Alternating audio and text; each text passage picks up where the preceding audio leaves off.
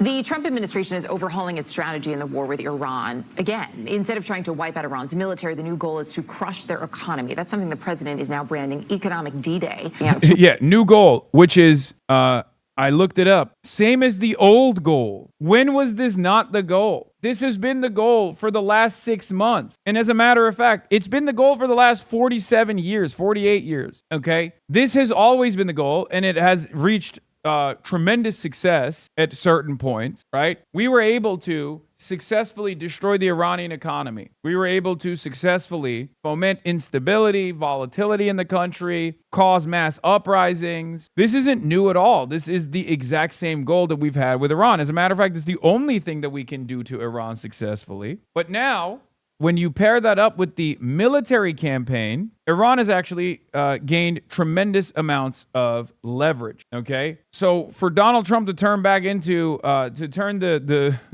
faucet of sanctions up once again on Iran is very stupid. He's saying it's going to be an economic D-Day. The military D-Day failed, so now he's going to do an economic D-Day. Not sure exactly how, considering that Iran's economy as it exists is entirely propped up by Russia, China, countries that are outside of the American secondary sanctions orbit, or countries who are always threatened with American sanctions anyway. You can't really sanction China.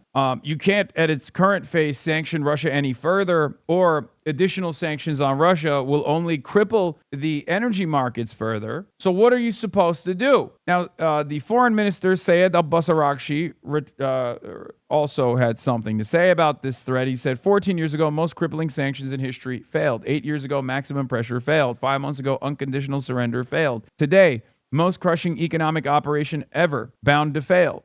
We have seen this movie before. Same bull, different bullies. It's true. VP Biden on Iran. These are the most crippling sanctions in the history of the sanctions, period. And it's crazy because, like, the sanctions only brought about economic volatility to Iran. It made regular Iranian lives much harder.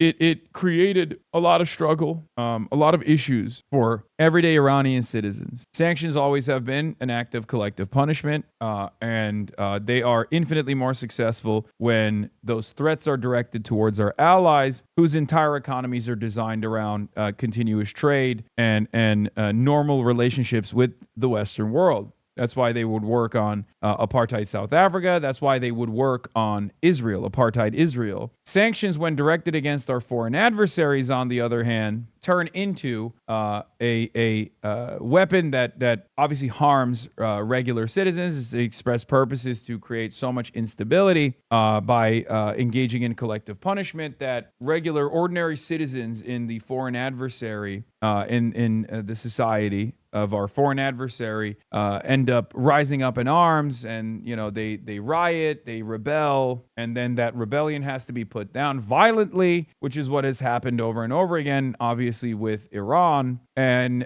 that breeds even more instability and more chaos. All of that, of course, was reversed when Donald Trump directly attacked Iran. Not only did it harden the position of the hardliners, this direct assassination and murder of children in the first day, in the opening salvo of Operation Epic Fury, Epstein's Fury, whatever you want to call it, but the assassination also cleared the field for some of these hardliners to seize control over the Iranian government. It also hardened support for the IRGC and the Islamic Republic by many elements of Iranian society that might have been on the edge of joining the rebellion or had joined the masses that were experiencing tremendous discontent against the repressive state. They rallied around the flag, as one does. And not only that, but they established primacy over the Strait of Hormuz. They now control this choke point that is responsible for 20% of the entire world's energy supply. Global markets are in a state of panic, all born out of Donald Trump's idiotic attempts to lean into what Israel wanted in the region, which is to create a failed state. Yeah, across official rhetoric, Sina 2C reports,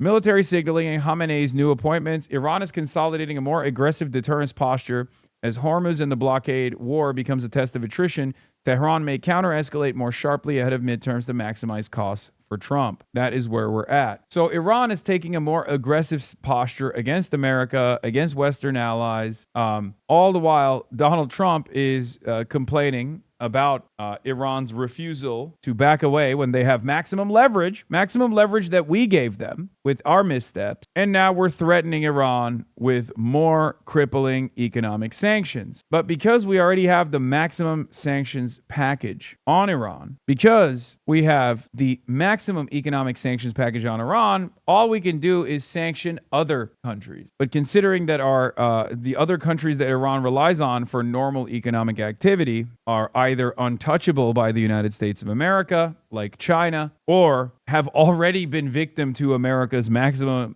sanctions package like Russia, not entirely certain how this will go. Well, I am certain how this will go. It'll be a failure. Like, can you imagine? Iran has maximum leverage over the Strait of Hormuz. Iran has already caused enough Iranian proxies or other parts of the axis of resistance have already caused instability for Saudi Arabia and continue to do so. And also they're, lasering some of the ships transiting through the Bab el-Mandeb Strait. And then on top of that, America has no leverage against China. America has no military deterrence against China. America has no economic deterrence against China. And as a matter of fact, China has endless amounts of leverage over creating complete global chaos, because they are the reason why the oil prices have remained stable, relatively stable, or have increased and haven't spiked to normal conditions, have not been adjusted to the normal conditions of like diminishing 20% of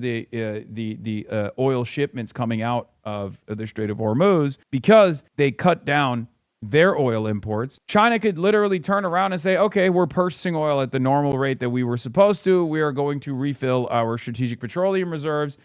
And virtually overnight, China could collapse the oil markets. If they were to increase their demand, if they were not to increase their demand necessarily, but if they were to start importing oil back to regular levels, all of a sudden, America's position would be worse. So Iran maintains the military leverage in the region. China maintains the economic leverage globally. And America's talking about offering a D-Day of sanctions to, I guess, China? Because who could they actually deploy the economic D-Day weapon on? Because Iran is already carved out of the international trade design for years now. So who could you possibly deploy the sanctions package on? You can't do it to Pakistan because Pakistan is an American ally. You can't do it to, like, who are you supposed to sanction? Yemen? And you definitely can't do it to, like I said, you definitely can't do it to China. So my question is, who are you going to do this to?